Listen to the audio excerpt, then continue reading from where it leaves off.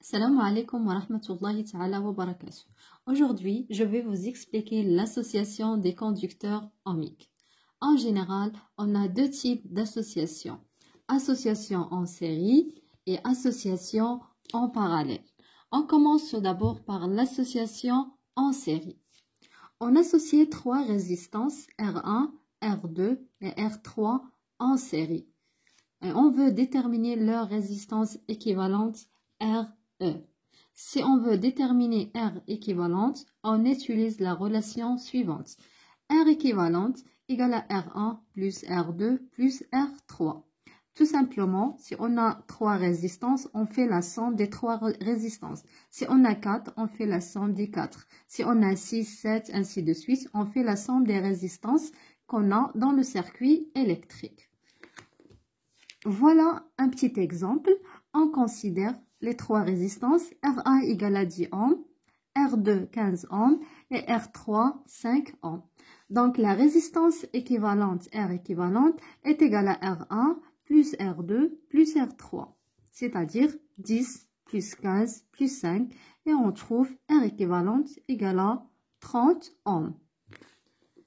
Passons maintenant à l'association en parallèle. Donc, on associe deux conducteurs ohmiques de résistance R1 et R2 en parallèle. Si on veut déterminer la résistance équivalente des deux résistances R1 et R2 entre les bornes A et B, on utilise tout simplement la relation suivante. On fait 1 sur R équivalente égale à 1 sur R1 plus 1 sur R2. Et la même chose, si on a ici R3, R4, R5, on fait l'inverse des résistances qu'on a dans le circuit électrique. Voilà un petit exemple. On considère R1 égale à 10 ohms, R2 égale à 15 ohms. Donc, alors, on applique la relation précédente. On a 1 sur R équivalente égale à 1 sur R1 plus 1 sur R2. Puisque R1 égale à 10 ohms et R2 égale à 15 ohms, donc on trouve 1 sur R équivalente égale à 1 sur 10 plus 1 sur 15. Avec un simple calcul mathématique, on trouve 1 sur R équivalente égale à 25 sur 150. Mais nous, on veut déterminer R équivalente et pas l'inverse. Donc, on fait 150 sur 25 et on trouve 6 ohms. Je vais vous donner une petite remarque. Il y en a beaucoup des élèves qui ont des problèmes entre l'association en série et l'association en parallèle.